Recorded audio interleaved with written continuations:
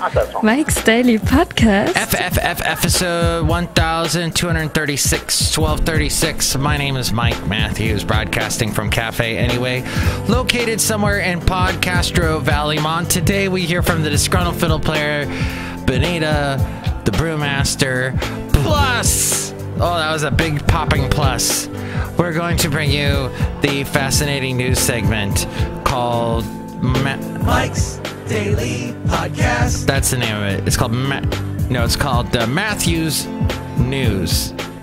That's right. Mike's Daily Podcast. Have you found that sometimes you have to go into fix-it mode because so much around you has started to erode and you've got to fix things that have fallen apart, and it all happens at once and it can tear you apart, and it can be like, what else can go wrong? Mike's Daily Podcast. Or for those of you who like to put the emphasis on the G, go wrong-ga.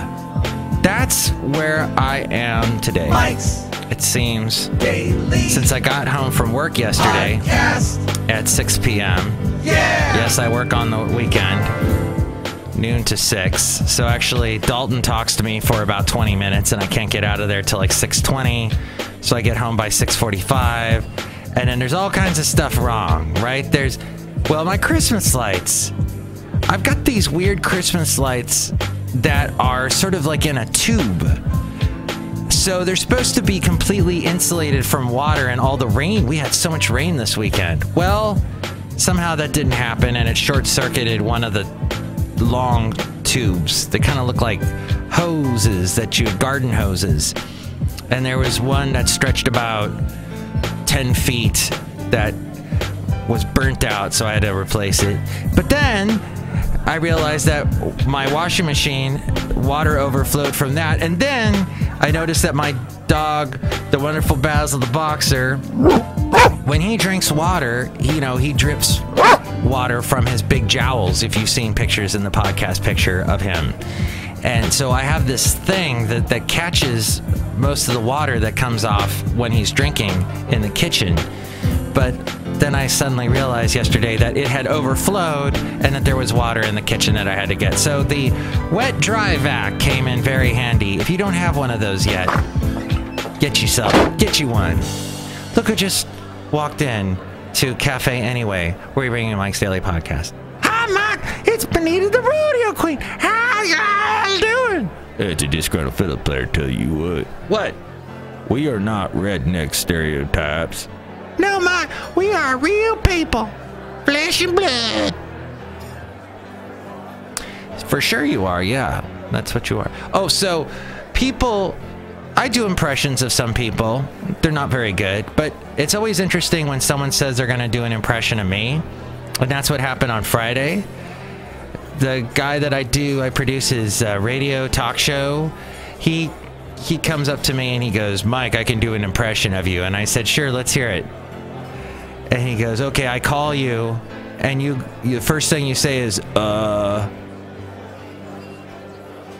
that was the impression of me. So I guess I say a lot. Look who else just walked in. Do I say a lot? Mike, I'm the Brewmaster. I make the root beer. Oh boy. Yeah, you sometimes say it. Wow. What's funny is he does a radio show, and I've heard him say a lot of times on his radio show. But I guess I have picked up the habit. Don't! That happens. When you're around people, you can pick up their mannerisms. Mark, that's not true. I don't pick up anybody's mannerisms. See? What? That. Mark, I am not some kind of stereotype of a person. I'm a real person. Oh boy. Right. So that's Mike'sDailyPodcast.com is where you can hear past shows, and the podcast picture today, it is going to be of the abominable snowman from the Rudolph the Red-Nosed Reindeer and a inflatable Christmas tree. Yes, we've been doing a Christmas tree meme. I haven't had an inflatable one yet, So there's an inflatable Christmas tree. And the poor abominable snowman who had the teeth that were eroding, and he needed teeth work with the little elf dentist person. What a great special that was, wasn't it? I have to tell you, my radio station that I work for is going to start bringing ski reports to the radio waves. And I thought back to my skiing days when I lived in Southern California, and what that had to entail was if you lived in the San Fernando Valley, you'd have to get up really early, get in your car, drive up to Big Bear, which took about 2-3 hours. And it was a lot of switchback roads, back and forth, driving up the side of the hill till you finally got to the snow. Now, it is amazing, Southern California. You can be at the beach, and then in a couple hours you're in the snow. But it was torture because you have to get up really early, which is basically what I do for a living now. And then you drive. And I was in a car with the windows rolled up and my mom and her boyfriend smoking like chimneys. And then this zigzag turn. Oh.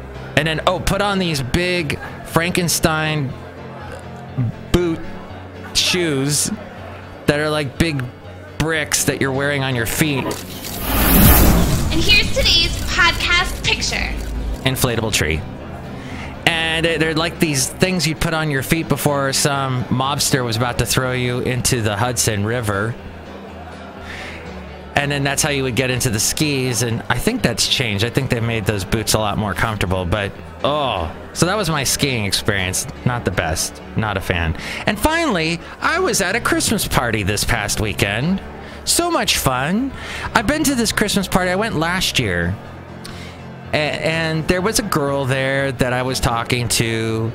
And she left, and I didn't get her phone number. And my friend Robert Welsh, who does the segment, Welsh on the world. He always brings that up, that I didn't ask her for her phone number. So at the party this year, I met another nice lady, and this time I got her phone number, and we're gonna go for a walk sometime amongst the wonderful trails. Turns out she likes to walk the trails of Castro Valley, Castro Valley, like I do. So that'll be fun. It was a good Christmas party. And if you'd like to hear the pre-Christmas party that I had with Robert and his friend Annalisa and then his wife Christy, they came over and we sang a Christmas carol. It sounded something like this. This simple phrase to kids from 1 to 92. Although it's been said many times, many ways, Merry Christmas to you, to you. Boom, boom, boom, boom. Ladies and gentlemen, thank you for coming to the Christmas Lounge here in Las Vegas, Nevada. To those who just got married, congratulations. Please tip your waiters and waitresses. No dead bodies are allowed anywhere on the premises. If you're going to murder someone, please take it outside. Please cough to the side. So I'm offering this simple phrase. It's rather simple. To kids from 1 to 92. Happy Hanukkah. Although it's been said many times, many ways, Merry Christmas to you. And Merry Festivus for the rest of us. That was beautiful. Isn't that fantastic? All right, that's wow. No. Okay, now the new segment, Matthew's News. Matthew's News. That was hot. By the way, if you would like to help out the show and you shop on Amazon, click on that Amazon link at mikesdailypodcast.com, and that helps us out. There's also the PayPal. You'll get a special greeting from all the Cafe Anyway characters. And we're doing the Yuletide personalized MP3 for the contest. If you want more information about that, check out a podcast that I did, the last one, and it explains that.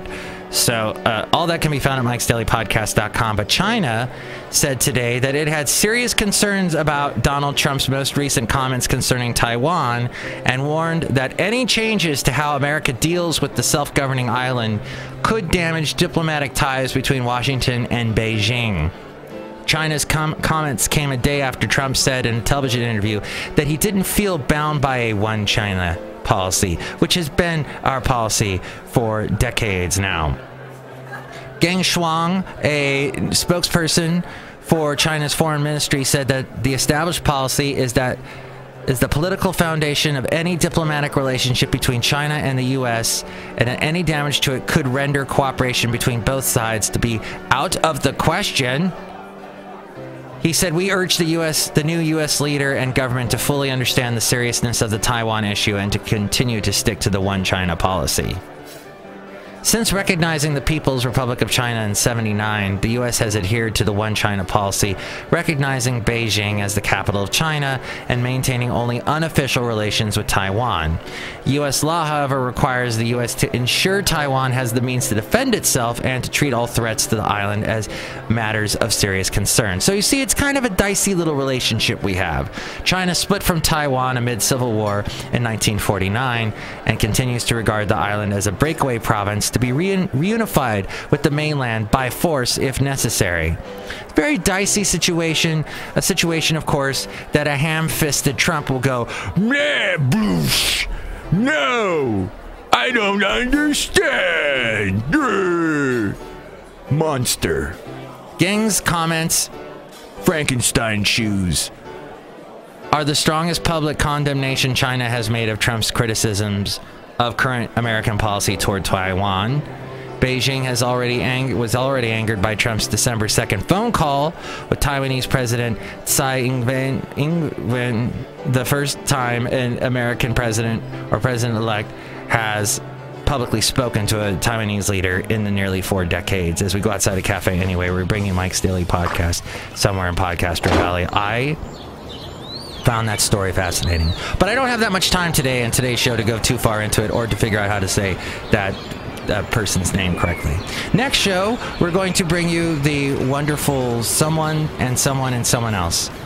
Why don't we make that Madame Rootabega, Valentino, Bison Bentley? Perfect. Have fun fixing stuff today. Mike's Daily Podcast is written and produced and performed by Mike Matthews. His podcast is super easy to find. Download or listen to his show and read his blog at mikesdailypodcast.com. Email Mike now at mikesdailypodcast@gmail.com. See you tomorrow. Bye!